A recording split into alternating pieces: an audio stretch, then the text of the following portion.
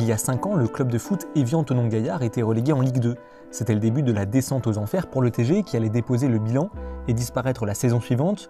Vous vous demandez sûrement pourquoi j'avais envie de vous parler de ce club, qu'on moquait pour son maillot rose à l'époque. Tout simplement parce que c'est cette épopée qui m'a confirmé mon envie de devenir journaliste. J'écrivais des articles sur mon blog, je participais à un podcast avec d'autres supporters. Il y a déjà beaucoup de frustration sur ce point-là. J'ai reçu mes premières accréditations, j'ai pu suivre les matchs dans la tribune de presse du Parc des Sports d'Annecy.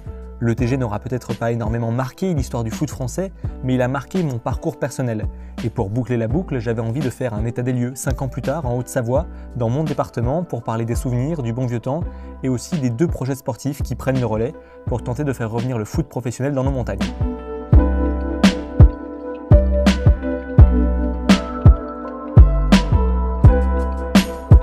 Un maillot rose pour le moment atypique, un nom à rallonge, des matchs à Annecy, à plus d'1 heure de route du centre d'entraînement du club. L'aventure d'Évian-Thonon-Gaillard en Ligue 1 n'aura duré que 4 saisons, mais elle aura été pour le moins mémorable. Le Parc des Sports d'Annecy qui est en train d'exulter, les Roses qui peut-être sont en train de créer l'exploit. Si les choses étaient courues d'avance, ça serait en fait pas très passionnant. Donc voilà, dans cette épopée-là, ce qui était passionnant, c'est la construction de ce club. C'est venu de nulle part un peu, voilà. Mais force est de constater que c'était malgré tout bien pensé. Ça symbolisait un peu la région, c'était ce côté un peu village gaulois qui emmerdait, si je peux me permettre, qui emmerdait le foot français. Puis on avait Pascal Duprat qui illustrait plutôt bien cette chose. Et non, c'était notre fierté savoyarde qui ressortait et pour moi le club symbolisait beaucoup ça. Toutes ces épopées-là étaient des épopées sympathiques. Elles n'ont été rendues possibles que parce que notre club avait cette large propension à développer un certain goût à l'effort et à défendre chèrement sa peau sur le terrain, voilà, sans complexe. Ça a été beaucoup d'émotions, beaucoup de joie. Il y a eu quelques forcément moments de tristesse, mais on retient surtout les joies. Beaucoup de beaux moments, beaucoup de partage et beaucoup de belles choses. Et puis surtout, ce qu'on retenait surtout, en tout cas moi qui suis d'ici, c'est l'engouement qu'il y avait autour. C'est vrai que ça a marqué les esprits parce que voilà, le club est monté en étant à chaque fois champion de national, champion de Ligue 2. Ensuite, il y a eu une belle première année où le club a fini 9e. Il y a eu la finale de la Coupe de France. Il y a eu ce fameux match du maintien à Sochaux qui émotionnellement a marqué aussi les esprits d'un peu tout le monde, même si c'était pour sauver sa peau en Ligue 1, mais c'était encore à nouveau une finale. Et puis mine de rien, pour un club, on va dire, à l'échelle de la Ligue 1 un peu lambda, c'est un club qui, mine de rien, à Annecy, en 4 ans, aura battu tout le monde, enfin tous les gros, aura battu Paris, aura battu Marseille, aura battu Lyon, au Parc des Sports, donc avec à chaque fois de belles émotions, quoi. C'est un club qui, en 7 ans, a quasiment tout fait, quoi. 4 ans de Ligue 1, une finale de Coupe de France. C'est quand même assez fabuleux ce qui est arrivé, c'était comme un conte, quoi, comme un rêve. Les gens ils s'accrochent, ils s'attachent. Quand on se rappelle de tous ces gens, ces perruques roses, ces gens habillés en rose pour monter voir la finale à Paris, pour nous c'était magnifique. Et après quand on voit la fin, on peut avoir que des regrets, même si moi je suis arrivé en 2010 et j'ai quasiment que des bons souvenirs au club. Dans les années 90, 2000, tous les gamins de l'agglomération annemassienne allaient à l'école avec des maillots de l'AS Saint-Étienne ou de l'Olympique Lyonnais. Et j'ai vu ensuite des mômes aller à l'école avec les maillots de l'ETG. Donc ça veut dire qu'on avait réussi à faire quelque chose de passionnant et surtout de captivant pour la jeunesse.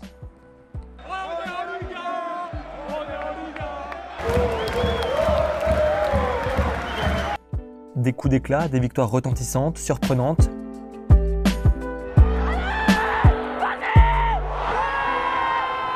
Des larmes de joie, puis de tristesse en 2015, alors que l'ETG est finalement relégué en 2e division.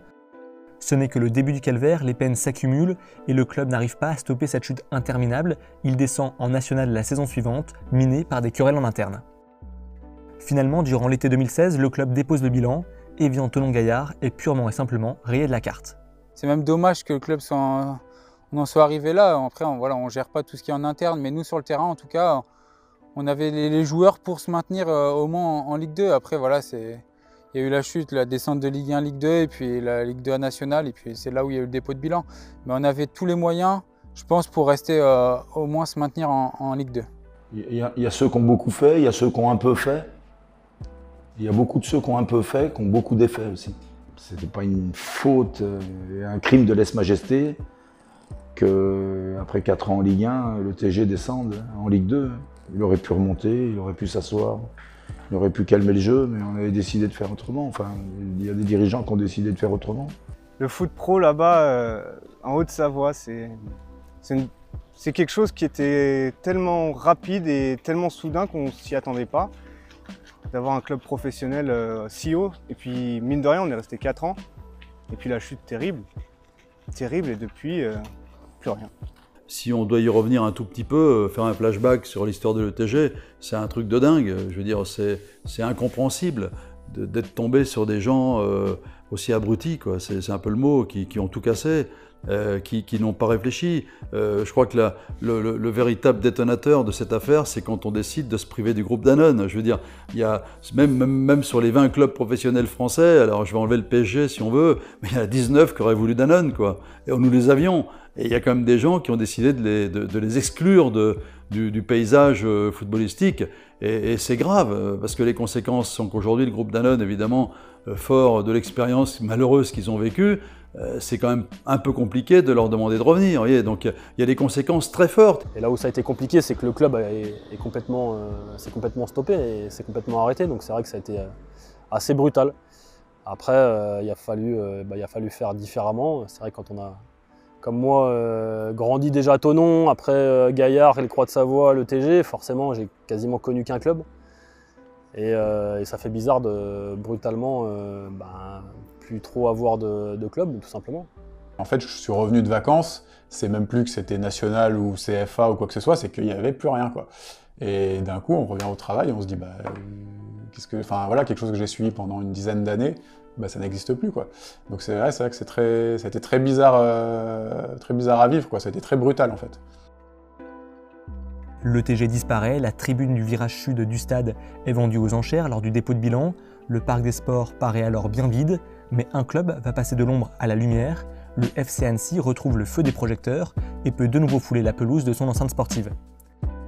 On a vécu difficilement aussi la chute de l'ETG, parce que c'est vrai que c'était important d'avoir un club de premier aspect dans le département, mais on a essayé de prendre le relais et de nous surfer aussi sur nos différentes montées pour essayer de retrouver cette place. Beaucoup de personnes font l'amalgame entre le TG et Annecy et pensent que c'est le club qui a succédé, alors que c'est vraiment des entités qui n'ont rien à voir. Et Annecy a une vraie histoire et des vraies valeurs à véhiculer et a une vraie place au sein de l'agglomération et plus du département aussi, avec les différentes actions qui sont menées. Et c'est vrai que c'était frustrant que le club soit mis à l'écart et qu'on n'en parle même plus, alors qu'il y avait un vrai travail qui avait été fait en amont par rapport aux jeunes, qui est une valeur hyper importante au sein du club, et qu'il y a une structure et une vraie histoire qui sont tout de même là. Cette saison, le Fessé joue en national et va chercher à se maintenir en 3e division, mais Annecy vise la montée en Ligue 2 sur le moyen terme. Le club a été créé en 1927 et veut miser sur son histoire et sa formation pour perdurer. Aujourd'hui, on est dans un monde où tout va très vite, où des fois, on l'a vu avec ETG, bien souvent, nous, on n'a pas envie d'être une météorite dans le monde du football, on a envie de perdurer. Donc je pense qu'il faut que les fondations soient solides pour passer des caps et pas être, je dirais, gérer au quotidien, dans la précipitation, ce club. Annecy a forcément son identité, déjà son historique, elle a déjà été en D2 à l'époque. C'est reparti sur une formation et une image forte au niveau des jeunes. J'avais été quand même triste quand Evian Thonon-Gaillard avait coulé. Donc je pense que la région mérite un club au plus haut niveau. Et c'est déjà bien qu'Annecy ait accédé en National 1. Après, le mieux, ça serait que le club retrouve, ou du moins accède au niveau professionnel, où là, ça sera encore plus plus attirant pour tous les jeunes du coin, mais c'est déjà une première étape de franchir. Quel est l'objectif de cette année? C'est de se maintenir le plus tôt possible. Moi, je pense qu'aujourd'hui, on a l'effectif pour. Le club, en tout cas, a mis les moyens pour acquérir ce maintien le plus rapidement possible. On a un mélange, l'effectif, il y a un mélange de jeunes, de moins jeunes, d'anciens qui ont une autre expérience dans le monde professionnel. Et je pense que des garçons revanchards, je pense que ce mélange aujourd'hui, je pense que c'est le bon mélange pour atteindre nos objectifs le plus tôt possible. On est aux portes du monde professionnel, donc on a franchi une nouvelle étape. Je pense que c'est pas terminé, il y a encore les ambitions de retrouver le monde professionnel à terme à Annecy. Et oui, c'est une bonne chose et ça faisait un petit moment qu'on l'attendait. Je souhaite de tout cœur qu'Annecy continue à progresser, à continuer à monter aux échelons supérieurs. Après, c'est bien pour la région, c'est bien pour les gens aussi ici. Ils s'étaient bien accrochés à l'ETG, il y avait une belle ferveur autour du club. Donc si un autre club peut reprendre leur lait, ça serait aussi sympa. Si les Rouges veulent avoir de l'ambition, il faudra d'ici quelques années songer à construire une nouvelle enceinte sportive. Ce qui a manqué aussi à l'ETG, c'est que c'est un vrai stade de foot contemporain. Voilà. Mais encore faut-il avoir du courage et encore faut-il se mouiller. C'est ce que les politiques n'ont pas réussi à faire. Loin s'en faut. Voilà, parce qu'il faut également le dire, le stade, le parc des sports d'Annecy est vétuste. Les infrastructures aujourd'hui ne sont pas à la hauteur d'un club qui ambitionne de retrouver le professionnalisme. Et ça, c'est une réalité. Les partenaires économiques, les élus et surtout les habitants d'Annecy et des environs ont pu se raccrocher au développement du FC Annecy pour caresser l'espoir de voir revenir le football professionnel en Haute-Savoie. Mais le club ne fait pas l'unanimité. Certains anciens supporters de l'ETG gardent en travers de la gorge un match en particulier, une rencontre de Coupe de France en janvier 2016 entre Évian-Thonon-Gaillard et Annecy au Parc des Sports. Les Croix de Savoie se font siffler par le public qui les acclamait depuis des saisons. C'est blessant quoi, tu es dans ton stade, tu croises des gens qui le week-end d'avant applaudissaient les joueurs qui sifflent aujourd'hui. Là on se sent étranger dans son propre stade, c'est particulier.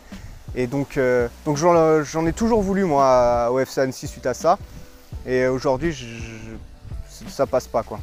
Annecy c'était plus des spectateurs que des supporters. On l'a bien vu justement à ce match-là entre Annecy et le TG en Coupe de France. Les gens ils étaient beaucoup plus pour Annecy, supportaient plus Annecy que le TG. Parce qu'ils s'identifiaient plus à Annecy. Là on voit qu'Annecy est en train de monter et les gens ils sont vraiment pour Annecy. Nous on était le TG, Thonon, Évian, on allait jouer à Annecy. Et les gens ils sont mis avec nous parce qu'ils n'avaient rien à côté. Et là que le club est en train de grandir, les gens s'identifient à Annecy, ce qui est logique en fait. Alors les supporters les plus chevronnés, ceux qui étaient attachés aux racines de l'ETG, ont préféré se tourner vers un autre club, Thonon, Évian, Grand Genève. Comment? Évian, Thonon, Grand Genève. Ah d'accord, Grand Genève, ok. Du jour au lendemain, tu te retrouves sans club alors que tu as passé les 5 dernières années de ta vie à suivre un club tous les week-ends quoi. Donc c'est se poser cette question. Et puis revenait ce Thonon Évian Grand Genève, on ne savait pas trop où vous voulez aller. Et puis aujourd'hui ils sont National 3 et je pense que c'est vraiment là où va falloir suivre le foot en Haute-Savoie. Le TEGG s'est installé au domaine de Blonay, l'ancien centre d'entraînement d'Évian-Thonon-Gaillard, des infrastructures professionnelles pour une équipe qui vient de monter en N3, le 5e échelon du foot français, des conditions optimales pour franchir rapidement les paliers. Aujourd'hui, on essaye de repartir sur ces anciennes bases infrastructurelles, je parle, parce que l'ancien club et le nouveau n'ont rien à voir, et ça n'a absolument rien de commun. Alors ceux qui veulent faire le rapprochement, ils peuvent le faire. D'ailleurs, c'est aussi un des problèmes de notre équipe, parce qu'il y a beaucoup d'équipes qui jouent contre nous aujourd'hui et qui pensent qu'on est toujours le TG, ça n'a plus rien à voir. Voilà. Il y a tout qui est réuni pour bien travailler, c'est le principal. La 5e division, au jour d'aujourd'hui, ça ne veut rien dire. Hein. Je pense que même avec le niveau au-dessus, il n'y a pas énormément de différence. Donc voilà, un club ambitieux avec de bonnes installations, tout pour réussir. La seule chose qui change par rapport au niveau pro, c'est le niveau des matchs le week-end en fait. Parce que sinon, toute la semaine, ils ont l'impression d'être toujours dans une structure pro, ça leur change pas le quotidien. Tous ces petits détails qui vont faire la différence, je pense. On a On a un préparateur qui nous prend avant la séance, on a les adjoints qui sont là pour nous recadrer quand ça ne va pas. Il y a vraiment un staff technique vraiment structuré, on a un kiné qui est à disposition tous les jours, on a tout ce qui est possible pour réussir en tout cas. C'est exceptionnel pour un club qui redémarre une aventure d'avoir un tel outil. Des installations professionnelles donc, où évoluent d'anciens joueurs pros qui ont été recrutés pour faire remonter le plus vite possible le club. Thonon-Évian fait figure d'ovni dans le monde amateur. Je ne sais pas s'il y a vraiment de la demi-mesure. L'an dernier, ils sont venus jouer à Cluse, ils ont perdu un match ici, même si c'est miraculeux presque. Parce que c'était un peu derby, etc. Mais malgré tout, oui, ils seront attendus, ils le savent. Et ça sera difficile quoi qu'il arrive. Chaque niveau qui va avancer, ça sera de plus en plus difficile pour gravir les échelons. On sait à quoi s'attendre, on sait qu'on va être attendu un peu de partout. Mais avec le groupe qu'on a, si on met tout en œuvre pour réussir, on réussira. J'ai aucun doute là-dessus. On a des bons mecs, des bosseurs. Je pense que nous avons un effectif qui a été construit pour lutter dans les premières places dans le championnat. On espère que ce sera le cas. Et en tout cas, l'objectif, on ne s'en cache pas, c'est effectivement à la fin de saison d'accéder en N2. Ce projet ambitieux est financé par Ravi Truchot, un homme d'affaires franco-américain qui possède également un club de foot aux États-Unis. À Blonay, c'est Patrick Trottignon, ancien président de l'ETG, qui est aux commandes. Lui qui avait été évincé alors que le club était en Ligue 1, espère connaître une autre destinée avec sa nouvelle écurie.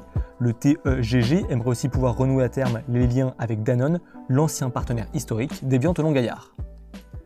C'est assez marrant de revoir que ça repart avec des gens qui étaient là déjà à l'époque de l'ETG, mais voilà, Patrick Trottignon aussi dans son rôle, il a montré qu'à Évian, même si ça s'est aussi mal fini avec les guerres d'ego, mais il a aussi eu un rôle essentiel à l'époque quand il était arrivé, le club était en national. Et par son réseau, par sa connaissance du football français, il a fait de belles choses, et là il n'y a pas de raison qu'il n'y arrive pas à nouveau maintenant. Là c'est pareil, le club d'Évian est remonté en N3, mais je pense qu'il a le potentiel d'aller largement plus haut parce que les investisseurs sont là et maintenant il faut juste que les résultats suivent. Annecy et Thonon ne veulent pas être des héritiers de l'ETG, mais espèrent bien malgré tout ramener le foot professionnel en Haute-Savoie. Le public, le territoire et les collectivités n'attendent que ça. J'ai eu la chance d'évoluer un peu dans ma ville, donc ce qui est un plus, et en plus de ça en Ligue 1. Donc j'en garde que des bons souvenirs et c'est pour ça que j'aimerais que Annecy ou même Évian qui est en train de remonter un club arrive à retrouver le plus haut niveau. C'est sûr qu'on l'a vu avec la période de l'ETG, il y avait beaucoup de supporters qui étaient même de l'agglomération annécienne, donc ça a vraiment généré une dynamique autour du sport et du foot. Donc je pense qu'il y a un vrai potentiel football et notamment sur le monde professionnel, mais il y a aussi un potentiel économique important et il y a vraiment de la place pour un club pro sur Annecy et sur le département en général. Aujourd'hui, je pense qu'il y a vraiment les infrastructures, le potentiel humain et financier pour qu'il y ait un club qui vive au niveau professionnel, c'est sûr. De toute manière, dans les années à venir, je suis convaincu qu'il y en aura au moins un, peut-être deux, qui sera au niveau professionnel. Je souhaite au FC Annecy d'y accéder un jour, et puis je nous souhaite à nous d'y accéder également. Ce sera assez formidable qu'un jour il y ait 2 clubs professionnels en Haute-Savoie, mais je pense qu'on est en train de parler de fiction pour l'instant. On en est encore très loin, parce que d'abord nous on en est encore très loin. Annecy en est beaucoup plus proche, puisqu'ils n'ont plus qu'une division à franchir. Mais avant d'arriver au niveau du FC Annecy, on va devoir travailler, cravacher, et puis ça ne va pas se faire en claquant du doigt. Même nous au Parc des Sports en Ligue 1, on faisait quand même 14-15 000 de moyenne sur un stade qui fait 18 ou 19 000. Donc voilà, Annecy c'est une grande ville, la région autour c'est une grande région, ils aiment le foot. Tout ce que j'espère, c'est qu'on retrouve du foot professionnel en Haute-Savoie. C'est mon espoir. Voilà. Je sais pertinemment d'ores et déjà que ça sera sans moi, mais si je le revois, j'en serai très content. Très content pour la jeunesse, très content pour les habitants de notre département. J'espère que ce jour-là, les dirigeants politiques sauront prendre des bons virages. Ces 2 clubs ont su se forger leur identité et vont tirer les leçons du passé pour essayer de voir l'avenir en rose.